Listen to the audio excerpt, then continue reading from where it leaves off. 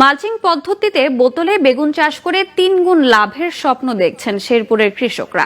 ফসলের আর্দ্রতা সংরক্ষণে মালচিং বিশেষ উপকারী। এই প্রযুক্তি ব্যবহারে ঘাস কম হয়, খরচও কম, তাই কম পরিশ্রমে বেশি লাভ হয়।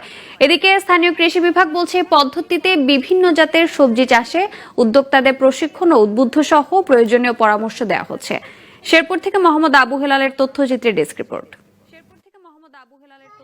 বৃহত্তর ময়মনসিংহ অঞ্চলের শেরপুরের সীমান্তবর্তী উপজেলা ঝিনাইগাতিতে মালচিং পদ্ধতিতে বেগুন চাষ করে বেশি লাভের স্বপ্ন দেখছেন কৃষকরা। এ পদ্ধতিতে বেগুন চাষে সপ্তাহে 2-1 বার কীটনাশক প্রয়োগ ছাড়া বাড়তি তেমন খরচের প্রয়োজন নেই। ন্যায্য দাম আর অনুকূল পরিবেশ পেলে এই বেগুন চাষে বাড়তি লাভের আশা কৃষকদের। সাধারণভাবে চাষ করলে বারবার নিড়াইতে হয়, তারপরে মনে ধরেন যে সার বীজ দিতে হয়। এটা একবার মালচিং করে লাগাইলে সার বেশি দেওয়া লাগে না, আপনাকে খালি ওই মনে বীজটা প্রয়োগ করলে চলে। অন্য সময় আমরা যে বাগান চাষ করি এগুলা কামলা লাগে বেশি।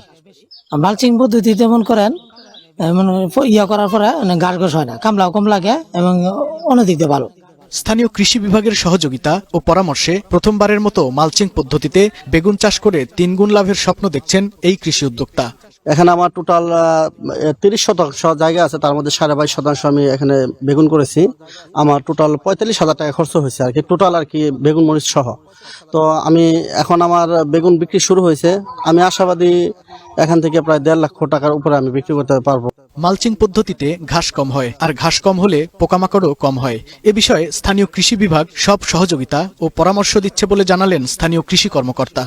আমাদের ঝিনাইগাতি উপজেলায় গত কয়েক বছর যাবৎ মালচিং পদ্ধতিতে বেগুন, টমেটো এবং মরিচ চাষাবাদ হচ্ছে।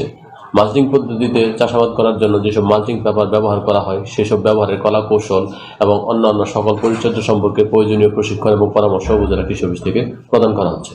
কৃষি বিভাগের সহযোগিতায় মালচিং পদ্ধতিতে বেগুন সহ বিভিন্ন সবজির চাষ করা হলে একদিকে কমবে খরচ, অপরদিকে লাভ হবে কৃষকদের, এমনটাই বলছেন স্থানীয়রা।